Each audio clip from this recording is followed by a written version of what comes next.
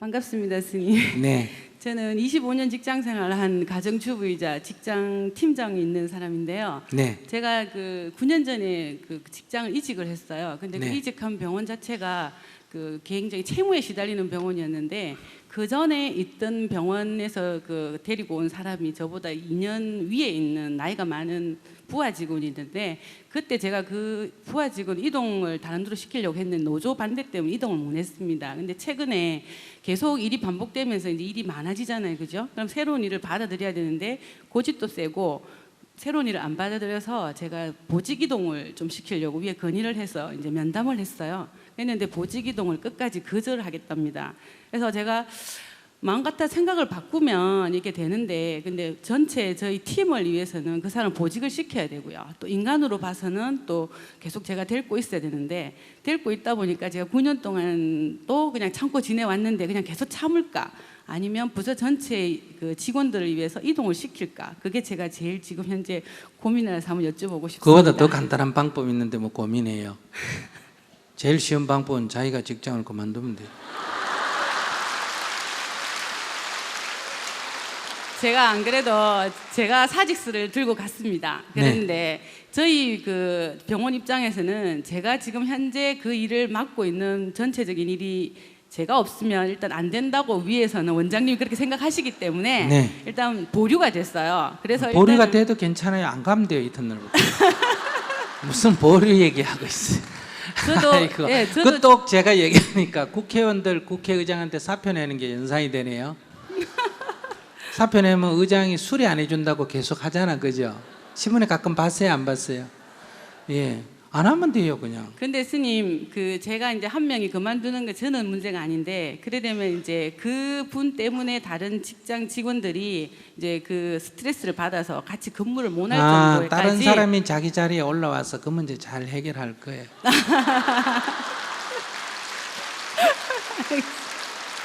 걱정 안 해도 돼.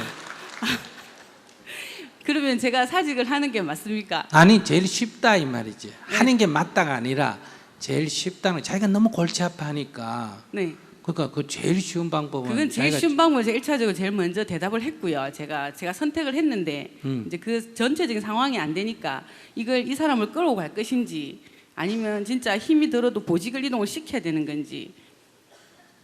그러니까 제일 쉬운 방법은 자기가 사직하는 게 제일 쉽다니까 그렇게 머리 아프게 생각하지 말고 자기가 사직을 안 시켜줘서 못하는 거예요, 솔직하게 사직은 하기 싫은 거예요? 사직을 안 시켜줘서 못 하고 있습니다. 지금 왜냐? 자기가 사직을 하려면 할 수 있어요? 네, 할 수 있습니다. 아니, 만약 위에서 사표만 받아주면 자기는 네, 안 네. 나가도 돼요? 네. 그럼 내일부터 나가지 마세요. 이 문제가 먼저 점검이 돼야 뒷문제를 잡을 수 있는데, 다시 얘기하지만은 자기는 병원을 그만두고 싶은데 병원에서 못 그만두게 해가 지금 다니는 거예요. 자기는 병원에 다니면서 이 문제를 해결하고 싶은 거예요.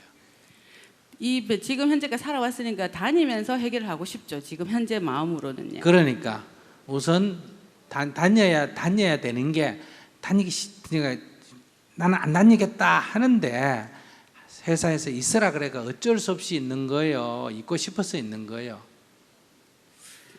지금은 그냥 있고 싶어서 있는 것 같습니다. 네. 그래, 그걸 먼저 점검을 하자 이 말이에요. 이게 별거 아닌 것 같은데 내가 있고 싶어서 있는 거 아니에요, 그죠? 그러니까 내 이익을 위해서 있는 거지 누굴 위해서 있는 거 아니다, 이 얘기 하려는 거예요. 스님, 그것도 제가 생각을 많이 해봤거든요. 네. 제가 필요해서 그냥 계속 이 직장을 다니지 이렇게 생각도 많이 해봤어요. 네. 그렇게 하고 마음도 다짐 해봤는데 근데 그 사람만 보면은 이제 화가 나는 거예요. 아니, 그러니까 어쨌든 화가 남에도 불구하고 사표 안 던지고 있는 이유는 그 사람 화나는 것 이상의 이 직장에 다니는 이익이 있기 때문에 아니에요. 네, 감사합니다. 아니, 마이크 주세요. 이 정도면 저분은 해결이 되는데 딴 사람 해결이 잘 안 된 것 같아요. 그러니까 그걸 자기가 딱 봐야 돼요. 그러니까 이 정도의 이익을 보려면 그 정도로 봐내는 힘이 있어야 이 정도의 이익을 볼 수 있다 이 말이에요. 이 정도도 봐내는 힘이 없고는 이런 이익은 내가 취할 수가 없는 거예요. 그러니까 너무 쉽게 일하고 이익을 내가 구하려고 하는 거예요. 그 일 속에는 이런 사람도 같이 다스리는 일이 내 일 속에 들어있는 거예요. 내가 월급 받는 속에는 이 사람을 보직이동 해주세요 하고 위에다 신청하니까 거기 돌아가는 건 무슨 얘기예요? 네가 관리해라 이 말 아니에요. 위에서는 보직 이동을 발령을 내겠답니다. 근데 밑에 본인이 사람을. 본인이 이제 밑에 사람이 이제 보직을 못 하겠다고. 그런데 지금- 자기는 보면 도저히 못 견디겠다. 그러면 그거는 보직 이동을 하게 했어요, 그냥. 아주 쉬워. 근데 이제 항상 이 문제는 이 사람 보직 이동하면 문제가 풀릴까? 또 두 번째 이런 사람이 앞으로 나올까 안 나올까? 저보다 나이가 어리다 하면 충분히 감당할 수 있을 것 같습니다. 그래 어쨌든 나올까 안 나올까? 나올 수도 있겠죠. 나올 수 있겠죠. 스님, 네. 그럼 또 보직 이동해야 돼.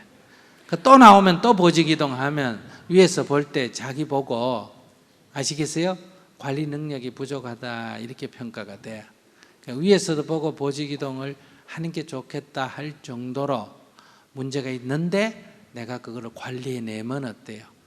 자기 관리 능력이 높이 평가돼요. 그러니까 실험으로 먼저 아시겠어요? 네. 이런 사람도 받아내는, 그래서 그거를 조화시키는 노력을 한 번 더 해본다. 아까 스님 제가 9년 동안 그렇게 지금까지 했거든요. 9년 동안 저희 부서에 부서 이동이 한 명도 없었습니다. 근데 이제 9년 동안 쭉 봐오는 과정에 이제 이거는 진짜 아니겠다. 9년 동안 참았는데 그러면 자기가 나한테 물었을 때 진짜 아니면 묻지 말고 이동을 해버리지 나한테 물어가 이동하려는 이유가 뭐예요?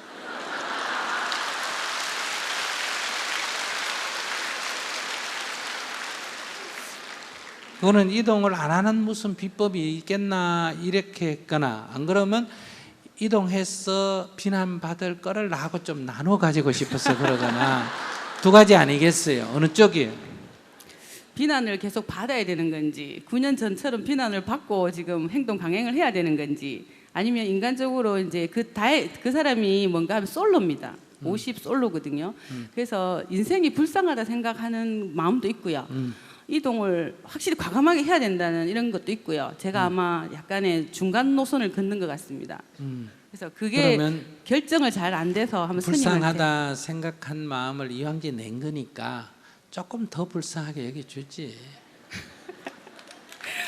알겠습니다.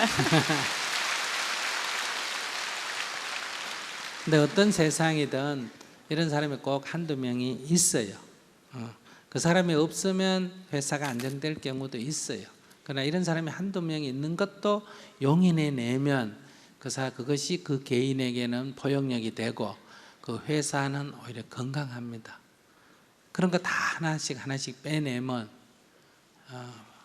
빼내가 해결되면 일시적은 좋은데 결국은 세상 사람이 나하고 다른 것이 또 불거지고 또 그러니까 뭐하고 똑같냐면, 왜 길거리 다니면서 여러분들 그 두더지 해가 이래 때리면 이거 톡 튀어올라오고 저 톡 튀어올라오는 거 봤어요? 때려주세요 있잖아, 그죠? 그거하고 똑같아요. 인생이란 게 이게 큰 거라고 탁 때리면 저쪽에서 튀어올라오고 저쪽에 때리면 이쪽에 튀어올라와요.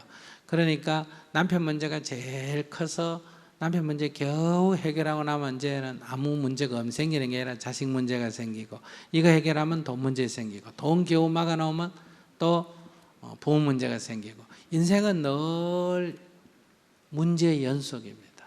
근데 우리가 문제가 안 생겼으면 이런 생각을 가지면 인생이 죽을 때까지 괴로움 속에 살아야 됩니다. 근데 인생은 늘 일이 생기는 게 인생이라고 알아야 됩니다. 비 오는 날도 있고 맑은 날도 있고 가뭄 날도 있고 추운 날도 있고 더운 날도 있고. 그럼 해탈은 어떤 거냐? 날씨가 그냥 그런 게 좋은 세상이 아니고, 내가 비 오면 우산 쓰고 나가고 추우면 옷 하나 더 입고 나가고 더우면 옷 하나 벗고 나가고 이런 식으로 그 일어나는 일들에 대응할 수 있는 자세, 이것이 자유고 해탈입니다. 바깥을 바꿔서 내가 자유로워지는 게 아니라 거기에 내가 능히 대응하는 게 해탈이다, 이런 얘기예요.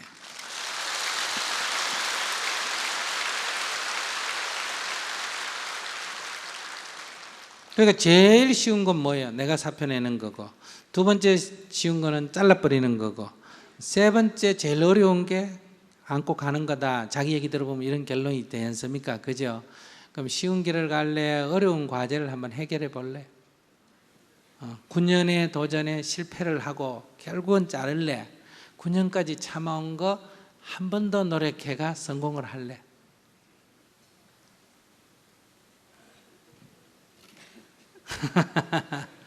네. 자기는 어떤 생각이야?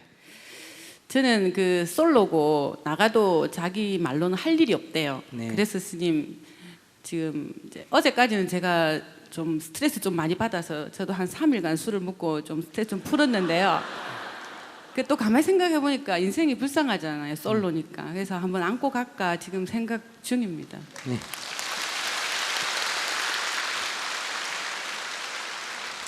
제가 아까도 얘기했지만 스님 왜 이런 권유를 할까? 스님께 묻는다는 거는 그래도 해결책을 찾으려고 물었을까? 잘라버리려고 물었을까?